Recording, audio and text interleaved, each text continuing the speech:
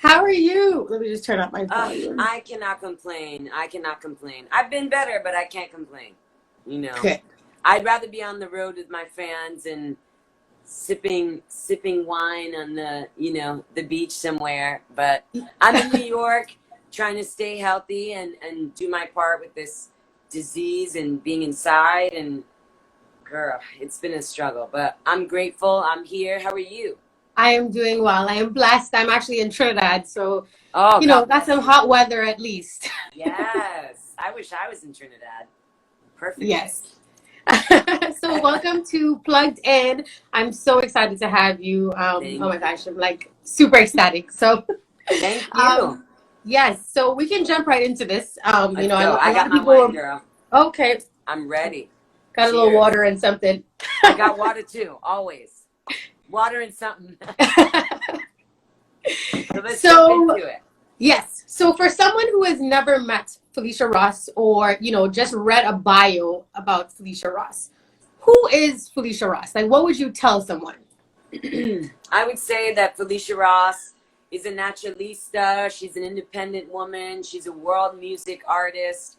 She is a world ambassador of the world, citizen of the world. She's a singer, a sister, a lover, a foodie, and someone who's really just here to like make it better with her gifts for the world and herself. Okay. As a citizen of this world.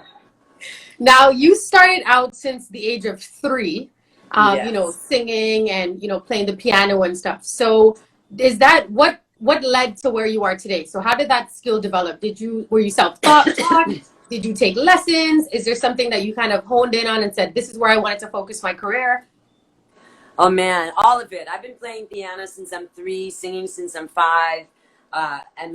In music school from the ages of 10 to 18. Signed my first record deal at 16. Wow. Been in major lawsuits with record labels where I couldn't sing for years. I'm an independent artist. I've gone through a lot of things. And that's brought me to being the person I am today. But as far as the musician that I am today, it's definitely years and years of just being a singer. When people say to me like, oh, I want to be a singer, or like, I want to be a this, I'm just like, just be one. And then that's how you become one, is you just be it. It's like, that is all I've ever been my whole life, is a singer and a piano player. So it's just who I am, and I've kind of molded myself to refine those skills along the way. Okay. So you've worked with, Jamaican artists, Jack Cure, you've worked with American artists, Neo. How is that experience working with, they're two completely different calibers of artists, but how is it like working with them? Someone that's Caribbean, someone that's American? Music is music, I think the best part and the funniest part about like being like a versatile, a multi-genre artist is that, genres switch with simple things that are like specific to genres of music. So like, a genre like reggae or a genre like soca or a genre like compa can turn from those genres just with a change in a pattern of the drum. Right. It's just like, it's really the same thing. It's just music and connecting melody and, words and melody together. But it's just like, are we in Trinidad and are we going 140? Yeah. Or are we in Haiti? Are we going 85? Or we rock with Neo at 100? Are we in Portugal at 110? Like, it's like, it's all just like rhythm and specific sounds. So for me, it's all just music, and it's beautiful to like see that when you break it down, working with other people, despite language, despite country, despite anything, it really is just that at the end of it all. At the end of the day. Okay. Now, I don't want to butcher her name, but Jocelyn Barrois. Jocelyn Barrois. Right. From Kassav. I know that you Yes. worked with her. So that, like, they basically came together and created Zouk, correct? Yeah. They literally created that genre. Right. Kassav might be one of the most famous, they might be the most famous band of our generation, our parents' generation, in Zouk music. Right. And that you worked with her on a project. So tell me about that, because, a female, someone who's just been doing such great things as well. So have you, how is that collaboration? Man, I mean, it's really, all collaborations are special because we have something to learn. But that one was really great, getting to work with Jocelyn and Saik on that's the Kassav remake was great because being like um, liked by our veterans, our like certifiable, like we look to the Marshall Montana, we look to the Jocelyn Benoit, we look to the Angelique Kidjo, and like we want them to like us because then we know that there's some longevity in our future. Yeah. You know, like I know if those people are rocking with my music, that maybe I might be around here for a little bit longer. Right. Versus like if I'm just rocking on TikTok or I'm just rocking like as a flavor of the day, that's great too. And respect to those artists because everybody's got to get, it takes something to get somewhere, you know? Yeah. But working with the veterans just gives me like a peace of mind of like, all right, well, if this person who's been making hit records and performing in stadiums as long as I've been alive is taking their time out to work with me, then I need to like double down on that and keep going because, Yeah. you know, it's respect. You got to give these people respect. It's hard to be in this business. We know that as young women. Yeah, So for anybody sure. that's, you know, as a person in their elderly side of their life and who's still rocking and rolling and making money and doing their thing, that's like, yes. You know, I hope to be that. I aspire to be like her one day. Right. You know? Is there anyone that you would love to collaborate with? Like if there's anyone in the whole wide world that you could collaborate with? Easy. Sade. My favorite artist of all time. Okay. Favorite artist of all time. If I could have her career and like her like influence with how she did such tasteful fusion music. Nobody did fusion music better. I don't care who you put on the team. Nobody did fusion music better than Sade. And also that commercial appeal and that sexual, you know, that sexual significance, but also not. I mean, Yeah. she was brilliant, man. Sade. What do you think is your most meaningful project to date? You know, what's something that just, when you think about the project that you've worked on, you know, it really pulls on your heartstrings? Oh, man. All of them pull on my heartstrings in ways because of you know, the things that they represent to me. But Right. I would have to say for me, I always talk about this song in my career. It's the first song I wrote in Creole. It's called L'Union fait la force.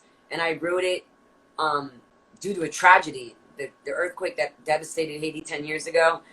And I just wrote the song. I had never written a song in Creole, and I spoke Creole all my life. But for some reason, I listened to Caribbean music.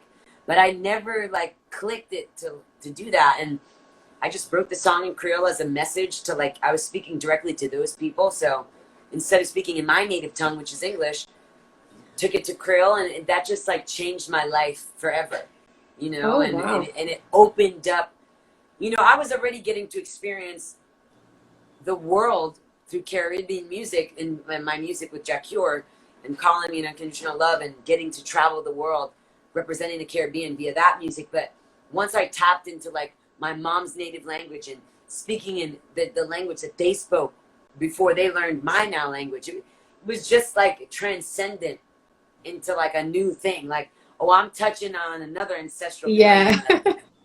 flag. That's beautiful. You know? Thank you. So I just got put onto Zouk and Compa the other day. Girl! Right? I'm officially obsessed. When I tell you, oh my God. So my first plugged in series I did with DJ Stacks. Right. And he's kind of, you know, put me onto the music, and I'm Yeah, like, this is what I've been missing this whole time. Like I could literally sit down and listen to Compa and Zouk the way I listen to soca. It's like all day long. When you're taking a night off from right, exactly. when you want a night off, you come our way. So y'all how got would energy, guys. Y'all got energy. Oh my God, it's so good. And it's so like the feel of it is just so, you know, I just want to like hug myself. It's very loving, or a partner. I mean, it's very, like I said, if you want soca, it's like 130. You want Zouk, it's like 188. It's like, you know. So if you had to describe how to dance, like, so someone's never danced to Zouk or Compa. So how would you describe to them? Like, what do they need to know when they want to learn how to do the dance?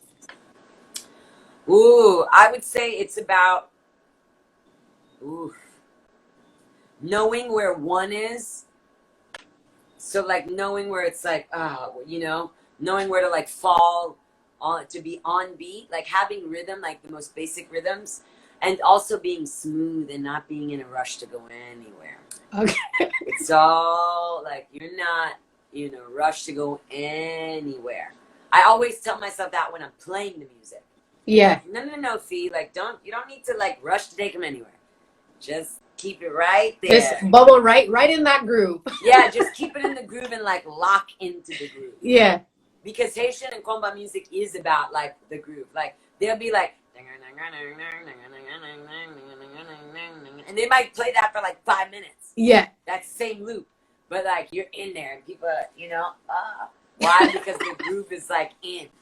You know, they're locked in. So I would just say have some basic rhythm, know where one is, and like not rush to go in. Okay. And then how would you explain the vibes of the music? So someone's never heard it, like how would you explain it to them? I would explain it as, well, I mean, when I'm explaining it to people who've never heard it, I always like resort to reggae because it's something that I'm also associated with, and just say like, this is a francophone. This Right. is a French inspired, African, of course, rooted music, you know, and it's just in another language, and then like there's just certain musical things that are done in the beat and then in certain instruments, just like in reggae. Like when you like in reggae, like the organ and the skank is like a specific thing, Right. you know, like we have patterns in our.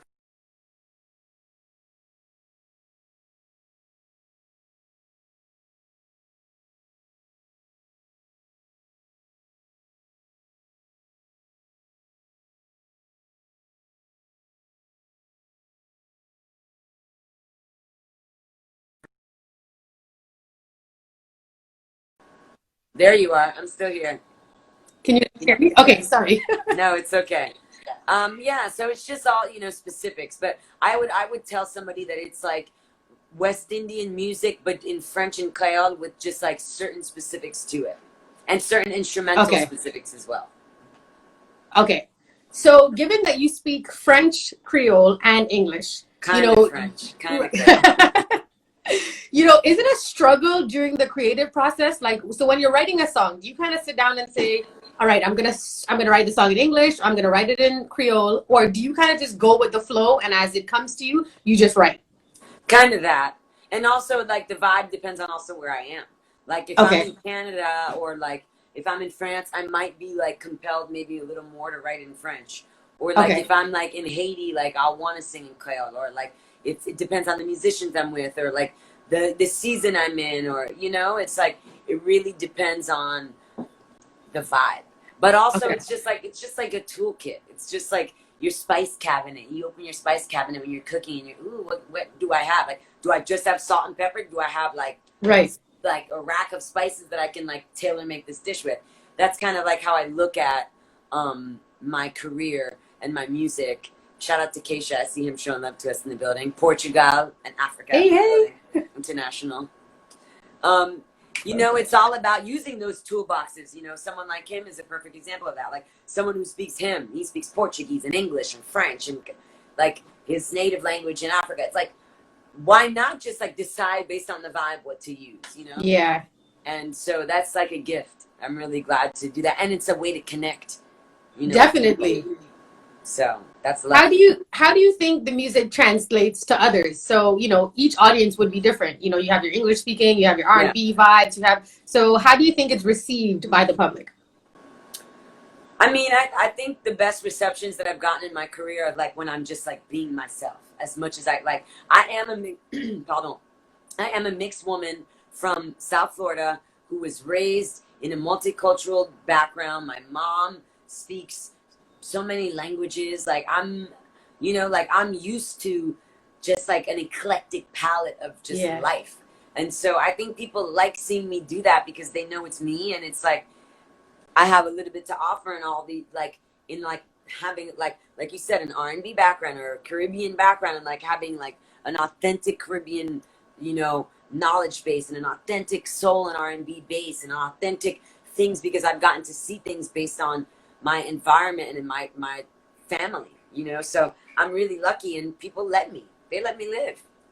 And that definitely makes you stand out as well. So I think so. I mean, at this point, especially now with the world, like, I mean, you see what's going on in the social justice reform that people are trying to seek, and Black people trying to get their respect and equality, and like, just like people just saying, look, just bring you to the table and support, like, people that didn't support Black businesses support Black business, and Black people, like, are we investing in each other, and like, where are we at? Like, do that, and like, just let people love on you for who you are. And so I think I'm lucky to get to do that, because I'm trying to do that even more, like more hairstyles, more music styles, more cooking styles, more traveling, more countries. Like, I've gotten a chance to see Trinidad and Tobago because I've, through music, been able to get there. I'm not Trinidadian, but like, music brought me there, and I got to experience that, and like, I have a connection to that and those people, and that's great. Like, I don't want to miss out on that. Yeah, for sure. We're always welcoming you to Trinidad. You're welcome to come anytime.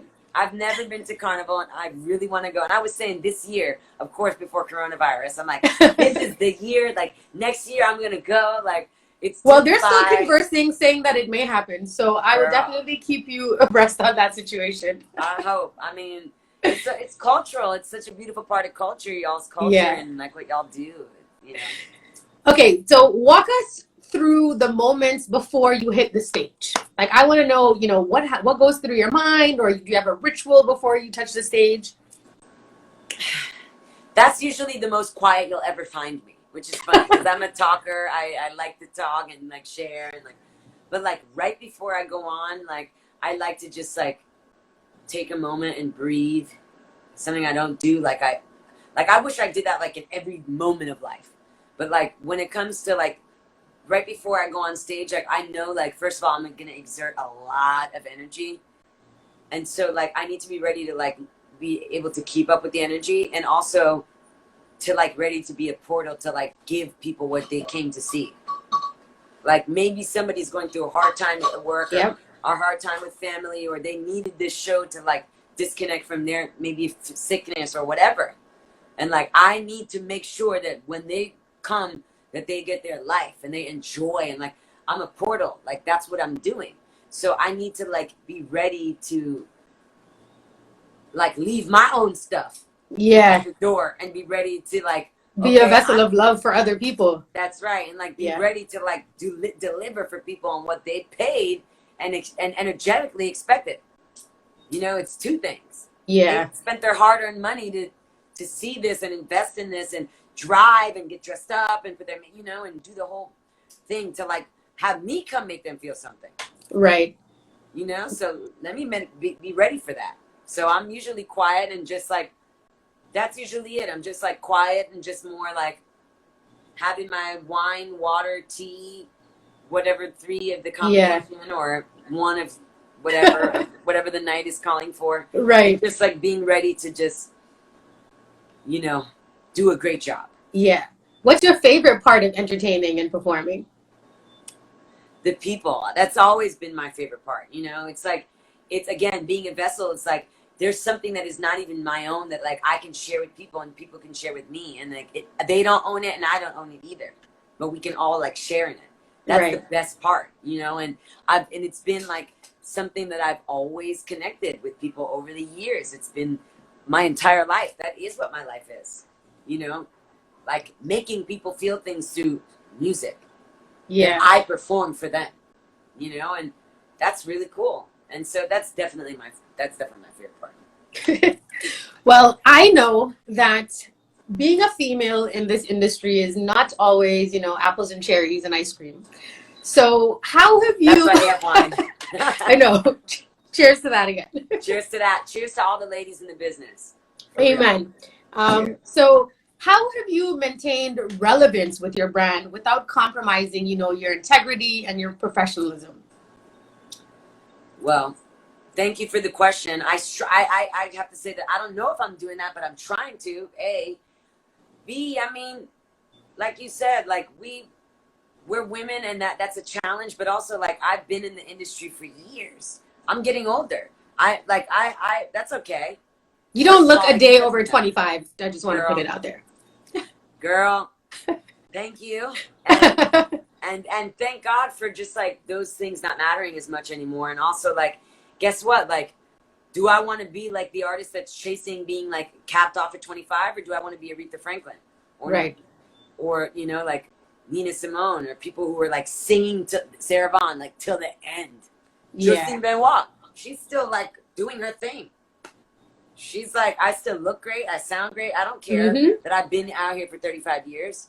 And so, I mean, I think I do it by just being myself, and also like showing people like, if they can like this, they can, I have something for them, because this is who I am. I can always be this, you know, I can't be something doctored, but I can be this. So, you know, I think it's just maintaining that, and also honing in on a skill that is an actual skill, like vocal performance and musical integrity and playing. Like, that is a skill that I have spent my life working on, and I'm still spending my life working on. And that, I think that's how I stay relevant. It's like focusing on that, and also like doing me, exploring, you know, with fashion and style and music and all the things that I do. Like, that's what I do, you know. And but like having a skill that ages well, if you will. Right. What would you say is your biggest lesson that you've learned that you can, you know, teach someone that wants to come into this industry, who wants to become a singer or a writer, or whatever the case is? What advice do you think you would give them from something that you've learned? I think just exactly that, what I just said. Like, you can, and people are successful as well doing it not that way. But like having a skill that you like live your life towards, like sharpening, is a gift, because it gives you that like light at the end of the tunnel that you might need, that might not be always so clear to see, but is always there when you have your eye on a prize that is like above, like an actual goal. Like, I always say that for me, I try not to set goals. I try to have good systems in my life and business. And like the way I take care of myself, or the way that I take care of my home, or the way that I take care of my business, or the way that I take care of my practice. Like, good systems, not like, oh, I want a Grammy, but like, I want to preserve the like musical integrity of my instruments, and like how I use them. That's a better goal. It's not a goal, it's a system, because it's lifelong. Exactly. It's not like once I do it, it's over. So it's like, use those, you know, I would say that would be the advice. Like, use these foundational systems as your like mode, and just be the artist, instead of like trying to become something. Just be it, because it'll become your story at the end of it. Okay, I think that's great advice, and a lot of people wouldn't necessarily look at it in that way as well. So sometimes you need to hear someone else say it for you to be like, okay, that makes sense, you know? Right. So you're an independent artist, and you kind of practically run all your business. So we know all of the pros of that, but what are the cons of, you know, being an independent artist and having to deal with all of that? And do you have any suggestions that you would share with persons who are songwriters, who are looking to kind of branch off and do their own thing? Yeah, there's definitely a lot of cons. I mean, if you're not like, it took me a lot of time to like decipher this, because I was always like, when I released Call on Me, I was getting my biology degree from the University of Miami. Like, I was like, so like I was like in calculus and organic chemistry and like doing all this stuff, and then I was still like going to Jamaica and like performing like on a beach in Ocho Rios, right? So like, I didn't understand that like that dynamic was like unique to me as much. And so like my ability to manage different facets of my career, like, it's all in the interest of singing and playing piano. I only do that stuff because I want to sing and play piano, right? But like doing good accounting, or good logistical skills, or employing the right people, or having the right musicians, is all things that like, if I mess that up, I could not be able to sing and play the thing that I want to do. So in order to do that, I need to manage all those things well, so that I can get to the thing I really want to do. Correct. So like, if you know that you're a spirit that is someone that's like multifaceted in a way where like, you're like, okay, I have good communication skills. I have good, you know, even like grammar. Like, if like, don't like not send me an email and not have proper grammar and like want to do business. Right. Like, you need that. Like, that's foundational things. Basics. Like, yeah. it doesn't matter if I want to be a singer and that's what I want to do. I still need to be able to write a formal email. If Barack Obama emails me and asks me a question, I need to know how to respond. I need to be able to respond to him. Yeah. To know exactly what he needs to hear, you know? Yeah. And so I say all that to say, it's like, hey, that's a con, but like, if you have weaknesses in certain departments, outsource it to the people that, and like know the job. Like, don't like skate just because, like, for me, I can take those things on and I do, and I outsource things because I can balance, you know, right. navigate things, and I do make more money that way. And although I also lose more time, probably biggest con, I was spending in 2018 and 19, I was probably spending, even though I was a touring artist, 80% of my time doing business. And I was on the road 12 months a year, and I was still doing more business.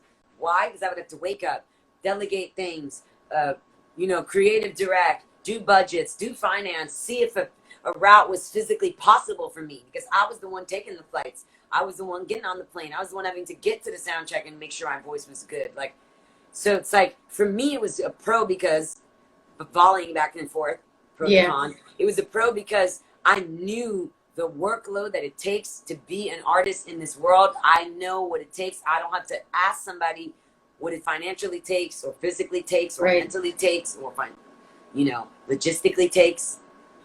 But a lot of people don't have that sentiment. So that's okay. But just know it still and know all the dimensions and outsource it well if you are not going to take it on yourself. You know, I think that's the biggest con advice that I could give. Yeah. Like, you know the jobs. Like, just don't say like, oh, I want to be an artist and I make money off Spotify. How do you make money off Spotify? Yeah. You need to know the ins and outs. You need to know, you know, how are you making royalties? Right. You need to know what you need to find. How are you making royalties? Do you make a performance royalty, or do you make a songwriter's royalty or publisher's royalty? Who collects that royalty? Do you know? And if it's not you yourself, or like Phyllisia Delana Publishing, who collects my publishing, which is me. If it's not me that's doing, I need to know the person that's doing it, how they do it, so that when I delegate them to do it, I can hold them accountable for doing it. And you know what's going on. Right. Same thing on the bandstand. For me as a musician, like, I am very, very demanding on stage to sound technicians and musicians, because I know what I'm gonna come do when I come play. Mm-hmm. And so when I turn to a musician or a sound technician or a stylist or a makeup artist, and I say, no, I need this, I know the job. I know why I need you to do this like this for me, because I know the job. Because I need to know the job, because it's a dimension of, again, the bottom line, singing and playing. That's why I'm there. I just want to sing and play. But I got to look the part, sound the part, play the part, be the part, the full the part.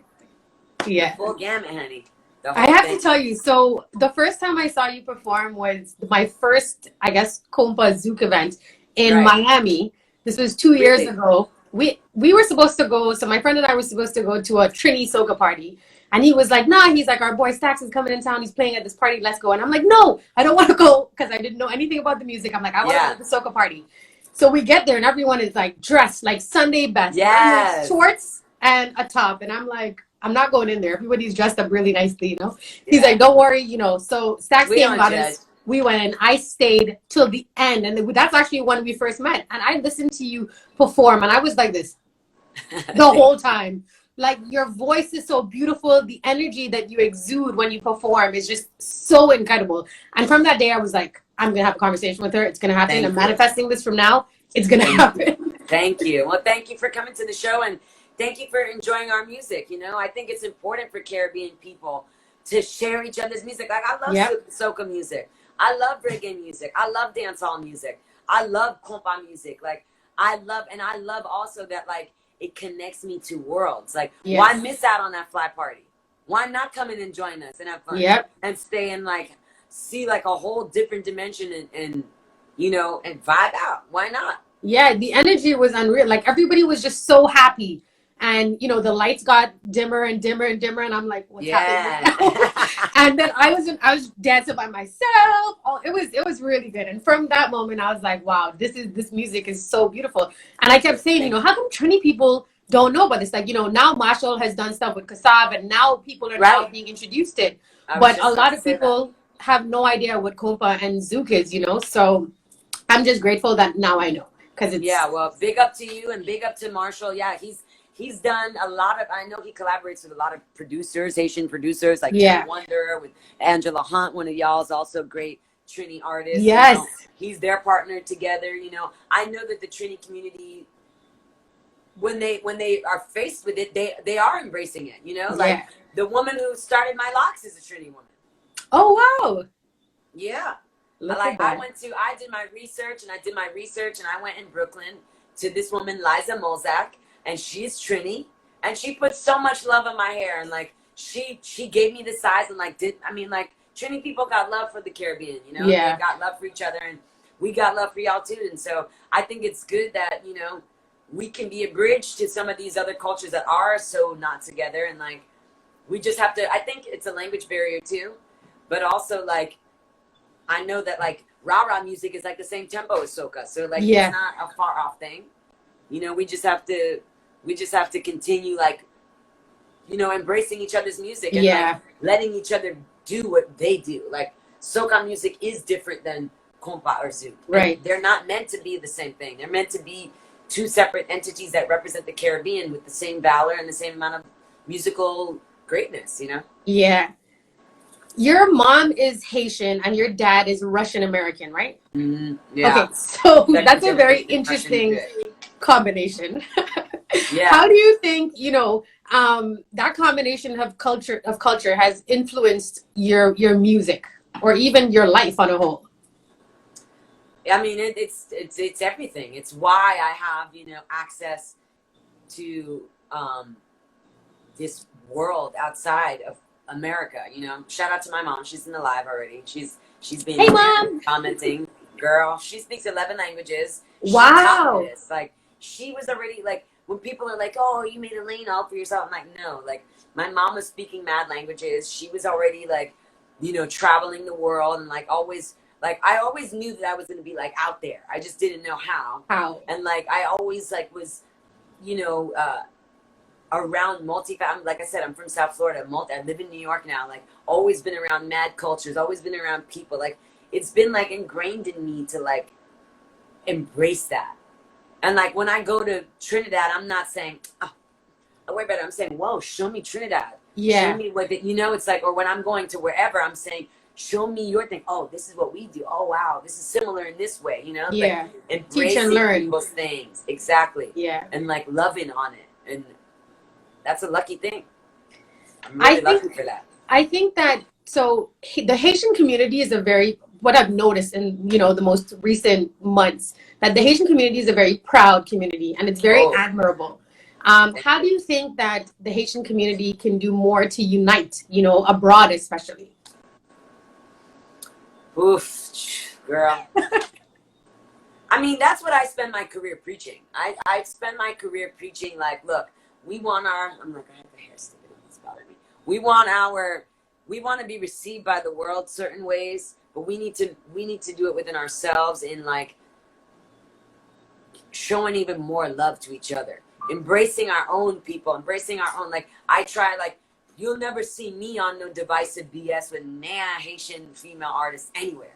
If I got a beef with you, I'm gonna be talking to you directly about that beef. Yeah. I'm not gonna be out here like tearing you down. Like the community needs unity and like we represent something that's bigger than ourselves. We also represent you guys. You guys also represent us. Exactly. So we need to really take the time to like break down our problems. Like, okay, in America, we're doing Black Lives Matter, and we're trying to break down the barriers of like Black people needing to understand that Black lives need to matter as much as every other life, right? Right. But I would say, like in our community, like colorism is a problem. Light skin is supposed to be regarded better than dark skin. That's BS. Like we need to break down some of these things and face some of these things, and like hold each other accountable too, along the way. Yeah, for sure. I agree with that. Now, have you found it, speaking of, the colorism and so forth, so because you weren't born in Haiti, but you do a lot of like Creole music and stuff, have you found it difficult to kind of break through to the audience of Haiti, or has it been difficult, or did they kind of just accept you off the bat when you started doing music? Oh, I definitely had to work for my respect, and rightfully so. Right. Their swag and influence gave me the juice to do what I do. Thinking, so I mean, it is understandable. And Caribbean people are we're some of the hardest critics in the world. Yep. And you know what? That has helped me. Because with the same grit where people stand in front, I'd be like, Ann, did you come to have a good time or what? Let's go. You ready to have a good time? Yeah. It's like it challenges you. And that's okay. And I did face challenges, especially being like American, there's already a stigma. Mm-hmm. But also, like, it only took me just saying, look, I don't give a damn. You want to be mad about it? Nobody force you to listen to my music. You don't have to listen if you don't love it. Right. Everybody else can love it, and you don't have to. And then, and then also, like, I am who I am. My Creole might sound like this, but I'm still one of you. I still am writing for you. And then it was like, all right, she's a real one. Well, she's a real one because she's also not saying she's us. Yeah. I'm not saying, like, I'm professing to be them. I'm professing to be a first-generation Haitian American in America. And promoting the culture. Whose mother came here to give me a better life and is promoting what I know. That's what I was taught. That's who I learned everything from. She wasn't an American until she came here to have me. Like, she wasn't in America. She was there. So that's not my fault, but that's who I am, but also it's who I am. Yeah. So, like, that's the only thing that I owe them, is to be who I am and to make distinctions about who I am and who they are and how we need to be thinking about them and, like, respecting their stories and also respecting my own story and, like, being okay with my story being different than everybody else. So, I think I've gotten over that hump, and I mean, it really is all love. When I touch down there, it's like, yo, we love you and we're fighting for you and we're rooting for you. And it's really not like, I don't have any female artists that are jealous or hating or mad. Like, I get respect in the street. I love it. That's what it's all about. Yeah. I get the best compliment. I always tell this story. I did a show in Haiti in April last year, and it was like off season for the tourists. So, like, in August and December is when you see, like, people from, or something like January, bleeding into January, like when, like, season starts for, like, people traveling to the Caribbean. That's when, like, people are there. In, like, April or, like, July, like, that's when, like, the local cats are usually there. And I went to do a show, and so that would mean the me is not there. I'd be there in the December and the August, like the festivals, and, like, the local cats will be, or, like, the people that live there would be there. And I went to this, performance at this spot called Foo Bar. Shout out to them. They're, like, the hottest, like, club lounge in Port-au-Prince, right? Okay. In the capital. And I was having my quiet moment, which I had before the show that you asked me. And I was sitting just quietly before the show. And the woman, and she's a black woman, two sisters, and they own the place with their brother, but they run the place, which is, so big up to them, female-owned business. Mm-hmm. And the sister comes to me and she says, you're really interesting. I said, why? She goes, not only are you not Haitian, because you're an American, but, like, you're in Haiti in a time when there's no, like, tourists here. Right. And you got gangsters from gangs in the club. You got diplomats in the club. You got ratchet girls in the club. You got students in the club. And everybody's just here. And they're all together. And I'm like, okay. And she's like, and you don't even live here. She's like, I've never seen that before. And that compliment hit me so hard, because that like represents who I am as an artist. Like, yes, I'll have the diplomats. Yes, I'll have, like, the ballers. Yes, I'll have the street cats. Yes, I'll have the ratchet girls. Yes, I'll have, like, the thoughts and the bourgeois. And also, all of them are welcome at my table. Like, that's who I am. Yeah. I don't care. Like, do what you do. I'm all of y'all. I'm everybody. I'm not, like, I am all of those people, you know? So like live on. And, you know, like that's, again, so like working for people's trust and their like thing is not a problem for me, because I'm all those people, and I'm here to do the music. So, Yeah. you know. How do you're in this entertainment life, and I know a lot of people find it difficult to remain humble. So Yeah. how do you maintain, humility? Never drinking the Kool-Aid, girl. Is that as cute as it can be as 1 second is as bad as it can be? And I think experiencing some really awful things in the industry humbled me early on to like knowing how shit could hit the fan real quick. And you could be feeling yourself and then it turns. And so that, and just like that's just my nature. Like, I just want to sing songs. I ain't trying to really be doing extra than just like singing my songs and minding my business, and like, don't try me out here in the street, and like, don't let me get too hungry anywhere, guys. That's it. Yeah. As long as those three things is like, as long as I'm doing those three things, I am like, just like doing my thing, do in the world. Like, Right. I'm not trying to bother anybody, you know, and that's just what it is. It's just like, you just have to like do what you are meant to do, and like bring other people joy, and like just play your role out here, you know. And I think remaining humble is a part of that, because if you really are doing it just for that, then it's nothing more than just being who you are. Yeah. It's just my job. Just like if I worked at the post office, or if I bagged grit, like, it's the same thing. Mm-hmm. That's just what I do, you know. Or if I was a doctor or a teacher, like, no, I sing songs and play songs for people. I love your energy. It's so raw and genuine and Thank real. you. Thank you. Well, I mean, I am who I am, and there's people who don't like it. That's okay for them too. It ain't for everybody. That's what I always say. It doesn't have to be. Yeah, I saw that meme the other day, and I actually saved it. You're not for everybody. Not everybody's gonna like you. And I think when people start understanding that, your life changes. Right. So a lot of people want validation from others. They feel like they need to have the people validating them and appreciating them. And not everybody is supposed to be a part of your journey. So once you figure that out, say that again, Jesus. Yes. Not everybody's supposed to be a part of your journey. And guess what? It's okay to transform too. You could have once cared about that and then said, you know what? Nah, I'm good. I'm going to change my way. And like the things I used to value, or like that I unnecessarily put value on, I'm not going to do that anymore. And like getting better and like getting more in touch. I want to get more in touch with the gift, and like the gift that I can receive and give with doing what I do. Right. Being more of myself, being more like okay with myself, being more okay with my talent and my connection with fans and the world. And like, especially now, everybody's got to have something to say about every damn thing. Yeah. You don't have a choice but to show people who you are. Yep. Or put on a facade, which a lot of people do, and like pretend to be somebody else, and that is too tiring for me. I ain't got time for that. Again, I just want to sing songs. Yeah. So you just did this beautiful song, Take Me to the King, I believe that's what it's called. Oh yeah, that's a rendition of a beautiful gospel song that I love. Yes. So I've actually played it at the beginning, and everybody was like, beautiful voice, beautiful voice. So tell me, like, what are your thoughts on what's going on in the world right now, when it comes to this, the Black Lives Matter movement?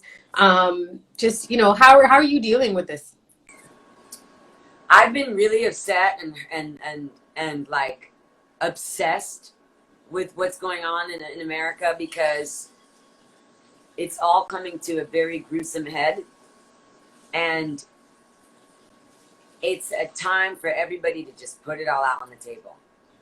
And so I've been very sensitive to what I'm saying, and also very passionate to what I say, in a positive and negative way. If somebody is like giving me resistance, I'm very, very adamant to be clear that I believe in the Black Lives Matter movement. I believe that police brutality needs to end. I believe that colorism needs to end. I believe that there is racial and I'll add sexual, meaning woman to male, segregation and disadvantages, and that we're plagued with that in society, and that it needs to end, and that we need to give respect to the plights that people have gone through, and that we have to have some grace in how we deal with it. You know, like we were supposed to do this live. Weren't we supposed to do? I was supposed to do a live last week that I had to cancel because I'm like, I can't be online. Yeah. I need to get, like, I can't be like, oh, here's my cute selfie. And like, Right. And then at home, like in my own family, and like all I'm talking about and thinking about is this. And it is affecting me. Yeah. Like we can put this down for a day because bigger things are happening that need to be attended to. So I just feel strongly about it and passionately about it. I also feel proud because it's also shown me how, like, on the right side of a lot of these things I already am, and that I don't have to do any shifting. That, like, the shifting that a lot of people in this country are trying to figure out how to do, supporting Black-owned business. Yeah. I make all my money from Black business. Right. Black people pay my bills. They come and see me. They listen to my music. Like, I already invest in Black entrepreneurs and also in non-Black people who support in our thing. Those are the only, like, non-Black people that I'm rocking with in my business.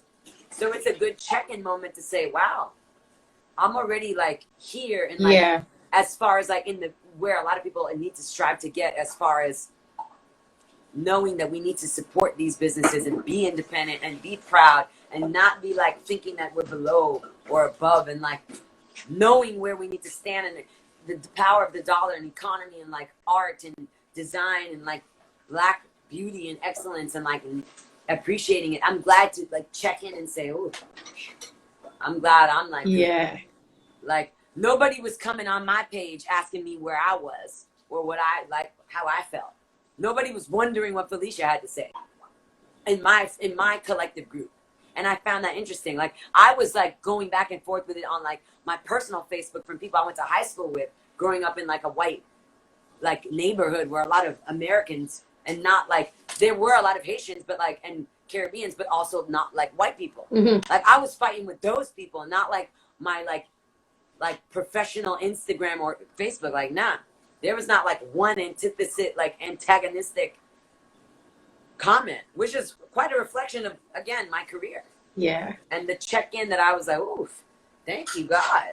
I'm really lucky. You know? Really, really. Wow. Okay. Excuse me. Now, I ask this question with a lot of my guests. What is your definition of self-love? Like, what does self-love mean to you? Because I think that as Caribbean people, especially, we struggle with this. Well, I'm one of them. I mean, I struggle. I guess I should say, no, let me take that back. I don't struggle with self-love at all. I'm very adamant about self-love. I struggle with self-care. Okay.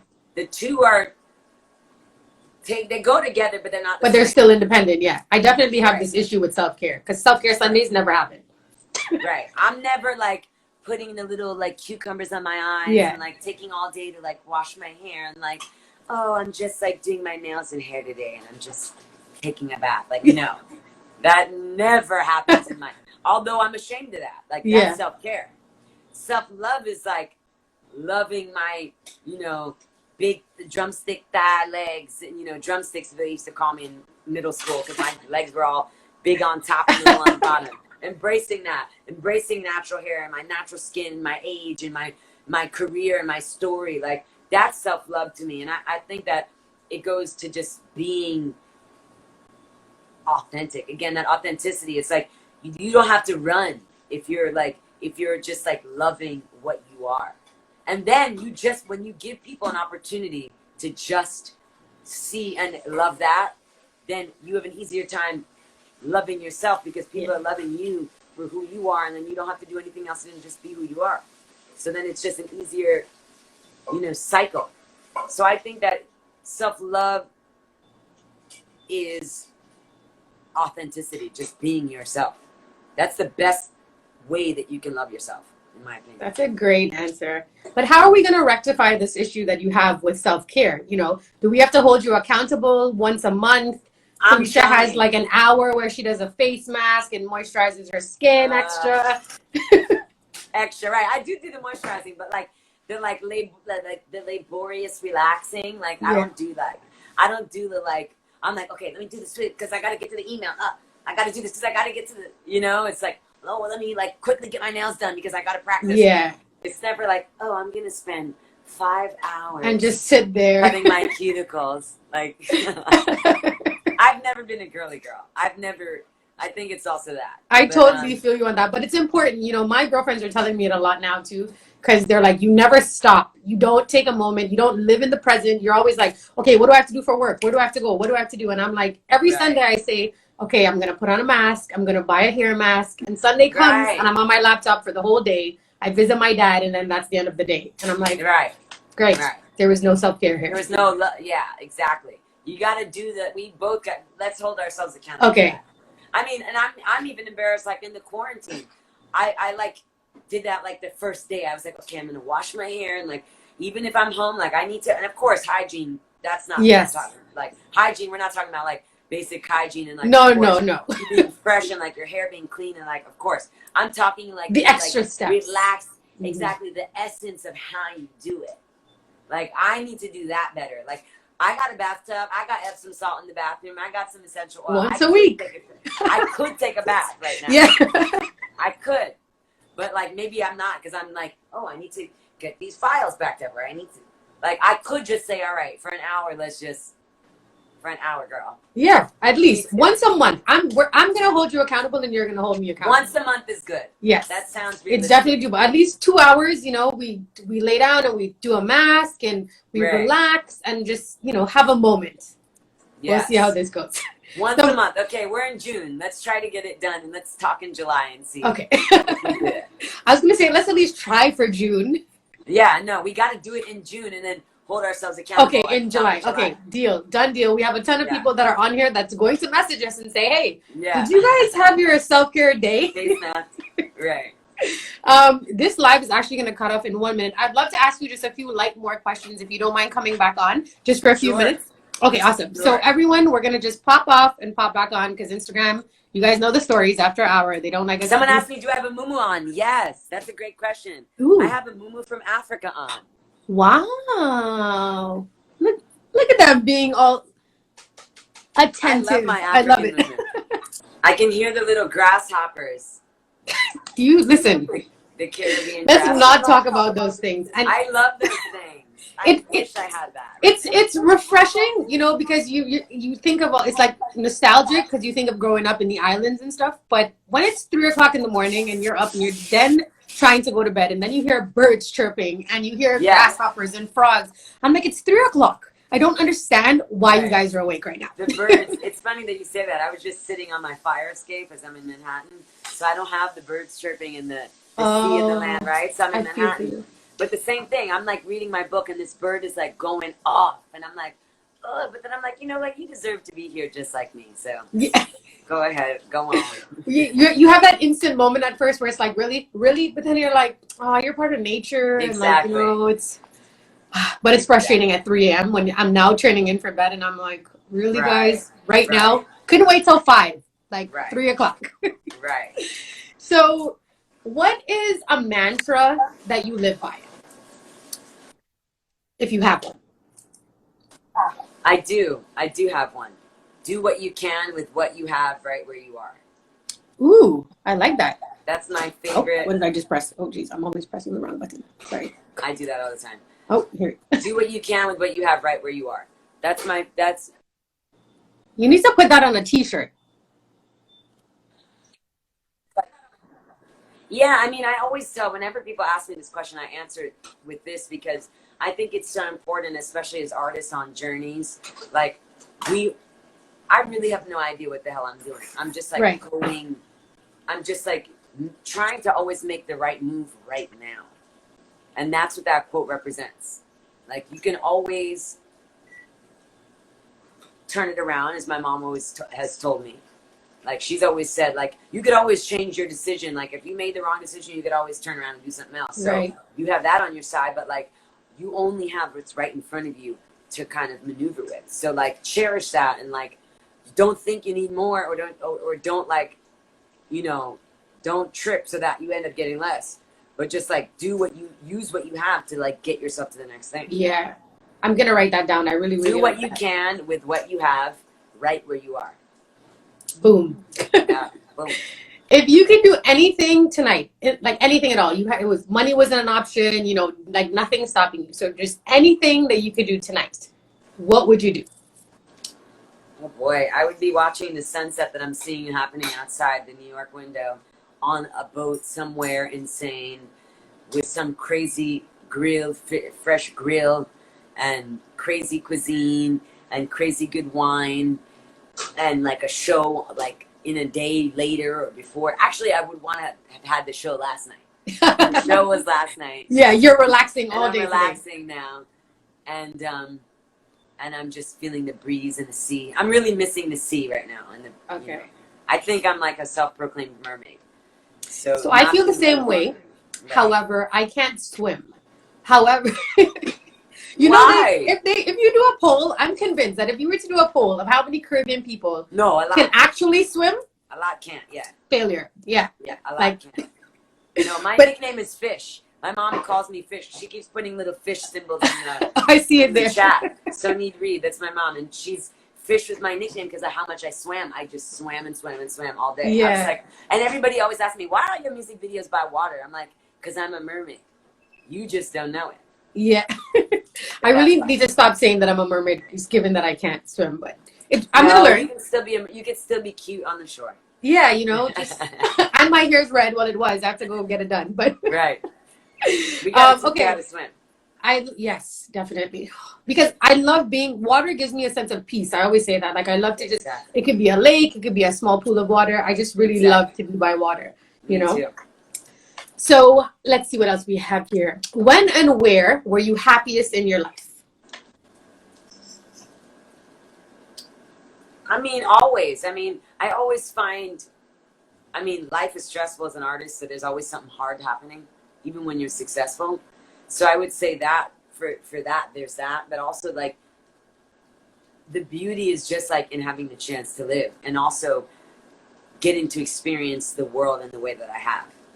Mm-hmm. Like, I have if I never got on a plane again, God forbid, I would have already seen so much stuff.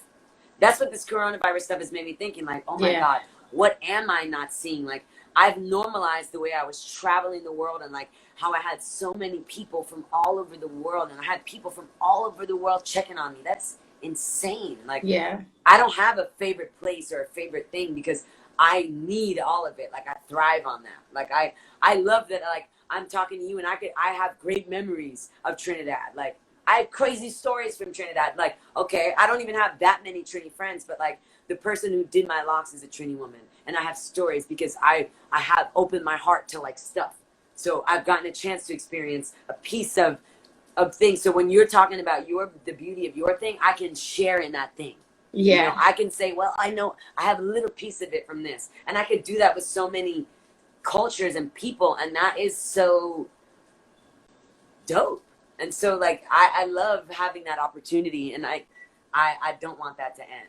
So I don't want to have a favorite. I just want to just keep doing it. Yeah, and enjoying every moment. Right. If someone was to visit Haiti, what's your, like, special secret spot that you would tell them to visit in Haiti? And what is, like, a must-try Haitian dish? Well, I love Côte des Arcadins because that's where like all the crazy parties go down, like where like the diaspora is meeting home. I also love Port-au-Prince just because like that is like it, like that is Haiti. I mean, it's a little bit more, you know, gutter out there. You got to, you're not going to just be not knowing where you're going or who, you know, where to go or have the right advice.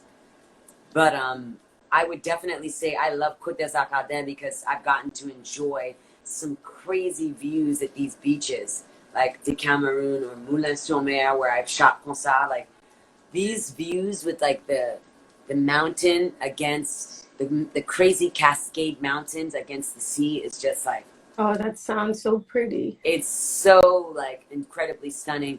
And Cap Haitian, I had one of the most electric shows of my life last year there. I felt like I was in freaking Ibiza.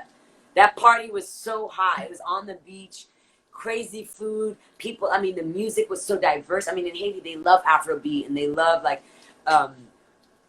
they love obviously compa and zouk. Well, not even really zouk as much, but compa. They love Afrobeat. They love techno. and like house music. Oh, so like the okay. music at the parties is like you're in Ibiza, like, you know, you're out there, and that party was crazy. I mean, and again, where the beach meets the mountains, it's just, I mean, amazing. I would tell them definitely that. I mean, and what do you gotta eat? Anything that they serve you, eat it. That's what I'm gonna tell you. I mean, the staple like that people know is griot, which is pork, but I wouldn't even say that Haitians would probably consider that the staple. I love legume. That's like my favorite dish, Okay. which is like a stew, like an egg. It's a vegetable stew with, they put like crab legs and meat in it. I make it like vegan when I'm at home because Okay. I don't trust the meat like that here. But when I'm there, I eat anything, chow. Goat, pork, pig, everything. Everything. Beef, fish, conch, like shellfish. I don't care. Yeah. Okay. We went to, wait, I mean, we technically didn't go to Haiti, but on Uber Soco, we docked in Labadie, which was, Yeah. that was, that's near Cap Haitian. That's okay, beautiful in the because north. the beach was really, really amazing there. So I keep saying that I want to go back to Haiti, you know, when all of this is over and actually Tell visit Stacks Haiti. to bring you. He knows his way around the parties down there. Yeah, I've seen some of their videos and I'm like, this is It's a lot, crazy. even for a Trini. No, I mean, it's a different type of a lot. I mean, in the 80s, those parties, like the beach parties, is like boats and like my boy Gilles, shout out to Gilles, he's an amazing promoter in Haiti. Like, he's doing like excursions where people are all taking their boats to the private island, and then they do the party, and then they clean the island as like a social initiative, and then they like, yeah, it's like, it's lit. I haven't gotten to go to the one, or, you know, Noche Buena, or Noche Buena, I think the parties where they stay up all night on Christmas. I mean, Haitians party. We're like y'all, but y'all partay in a Yeah. I mean, Trini's party for like 3 weeks straight for Carnival. I mean, it starts from January, but I can't keep up, Jesus. I can't. Okay, so that's on my bucket list. Yeah. Do you have a bucket list? Like, is there anything that you really want to do? Like 2 or 3 things that you really, really want to do? Oh my God, my bucket list is long. I have a lot of things I want to do. I would love to like contribute as like like an educational, like I would love to like have a school for the arts for students, like where I went. I would love to like I would love to direct a choir, you know, a children's choir with music that I wrote and composed for them. That's like 2 things that people wouldn't know that I want to do that I'd love to do. I would love to, you know, sing in front of a massive choir for a massive initiative, you know. I would like to learn languages. I'd like to see more countries. I'd like to have a family one day, probably. You know, there's lots of things I haven't gotten to do that I hope I get to do. Aww. God, I know you do a lot of philanthropy work. How do you think, I feel like people don't do enough, you know, so how do you think we can engage our community to give back more or to do more? I don't do enough either. We all could do more. You know, I think it's by just realizing the plight of other people and having an empathy for other people's plight. Mm-hmm. You know, like everybody's panties are in a bunch here in America because shit is on fire, and I'm like, what about the people in Haiti that's been dealing with this shit and nobody gave it their whole lives? Yeah, nobody was too mad then. You know, so like we have to have more empathy within ourselves as people, no matter who we are or how empathetic we are. Like, you can have more empathy, you can have more care for other people, so you can have more, you can really care more. Challenge yourself to care more. That's why I'm like, Black Lives Matter. Okay, we in my community, like, nobody's contesting that Black Lives Matter as far as where I'm at. So let's dive in more. Like, let's eliminate colorism from our community. Let's stop making light-skinned bourgeois and dark-skinned bad. Let's stop acting like Black people have a hierarchy based on skin color too. Right. Let's do the work too. You know. So I think that it's challenging. It's about challenging ourselves and like using our voices for things that we're passionate about. Like me, like I am passionate about like immigration and immigrants and equal rights for women and public health. And so of course I'm going to talk about that. But if you're like obsessed with like dogs or animals or, you know, the sea or, you know, global warming or whatever, you know, the teachers or nurses, like do stuff. Go out there and like do something. Like pick or LGBT rights, gay rights, whatever your thing is. Go, whatever you're passionate about, like people not like forgetting about or misinterpreting. Like, go out there and do something for them people. Yeah. Speak on behalf of them. Donate. Talk. Because a little goes a long way. That's the thing that I think a lot of people fear, that when they think of giving back, they think that they need to do something large and grand. But it's the littlest things, you know, that you can do for someone else, a kind gesture that makes a day. I remember there was a time that I was doing like these 12, you know, kind acts for the week or the month or something. And, you know, I put the $5 on the gas station pump for the next person. And I remember I sat in the car and I watched the person pick up the $5, and like it was $5, but the light in their eyes was just like, wow, somebody actually did this for me, you know, like as little as it was, it made their day a little bit better because they smiled, you know. So that's right. You have to always lead with that kindness. Yeah. You seem to be, you know, very charismatic, and I feel like if I spent a day with you, I'd probably laugh like for the whole day because you have that kind of energy. So generally speaking, like what are things like, I guess, what are things that make you smile? Like, you know, when you think about something, like what are things that make you smile? I know you love the water. So what else? I love the water. I love great food and great wine and great music. I mean, can you cook? Of course. Okay. I don't think any greedy person can be greedy without knowing how to cook. Facts. Right? At least now, at least being an adult. Yeah. I mean, yeah, if I have those things, I could be in any type of circumstance and still like go hard and rock hard and be feeling myself. Yeah. Especially you add a view and like, or a successful show night, or like a day where somebody told me that like something that I took my time to do like positively impacted them. Like, I'm rocking if I have those things. Yeah. Some good wines. Oh, and of course some good coffee. I love. Oh, you're a coffee head. I hate coffee. Ugh. Yeah, I hate the smell of coffee. I just hate everything about. I just do not like coffee. I'm one of those people. I'm also one of those people that have never watched Game of Thrones. So, you know, I feel like I'm in my. I've never watched. Oh, good. I've never watched no Game of Thrones. But no coffee, girl. I don't know about that. Are you a red wine drinker or a white wine? Red. Okay. Red. Okay. Red, yeah, red it is. Red. I'm a Scotch, you know, Hennessy kind of girl. I had my Hennessy days, but ooh, Lord, I don't know. Hennessy days, girl. Yeah, the memories of those days will forever live on. A lot of people, en pile moun ap demande si m pale créole. Oui, mwen ka pale créole, but elle parle pas. Il pa pale créole, so faut nous parle anglais là. I saw them asking like, if she why speaks are they Creole. talking Creole? I'm like, Yeah. she doesn't speak Creole. But that's okay, we can teach you. Yes, exactly. Okay, so if I meet a guy, you know, like I go somewhere and I meet a sexy Haitian guy, you need to teach me something that I could kind of like win him over. Like something subtle, but you know? I would just like talk to him real. Like I wouldn't say like sac passé. I'd be like, Kijon ye. Like, Kijon? how are you? Kijon ye. Kijon, oui. Kijon. Kijon. Ou. Ye. Ye. Kijon, ou ye. Kijon ye. Kijon, like, how are you? Okay. All right. Jen, drop a little Trini accent right after. Yeah, and then drop it. Yeah. Okay. Drop that. Kijon, ou ye. Like ask it, Kijon ye. Like, how are you? Like, how are you? But also you drop it down and you say it in your sexy voice. Okay. Kijon, ou ye. Yeah, Kijon ye. I'll let you know how this goes. Exactly. Don't be like, sac passé. What does sac passé mean again? It means like what's good. Like what's up? Okay. Oh, that's like the downtown kind of. Sac. Yeah, sac means what? Sac passé is like happening. Okay. Oh, so it's like the urban slang, basically. Well, the urban slang would be more like sac à fête. Okay. That's more like what's good. That's like what's good. Right. Like, what's up is like sac passé. Okay. Or Kijan oué. Kijan ouye. Kijan oué. Okay. Ouye. Ouye. That's that's more like how are you? Okay. Like, how is the person? How are you? Okay. Getting in tune. Like I really want to know how you're doing. Yeah. Sac I see passé what is you like did a there. more shallow thing. Okay. Sac à fête is like that's more like how's the person? Like I'm trying to check you. How you doing? Ooh, girl, my iPad is Yes.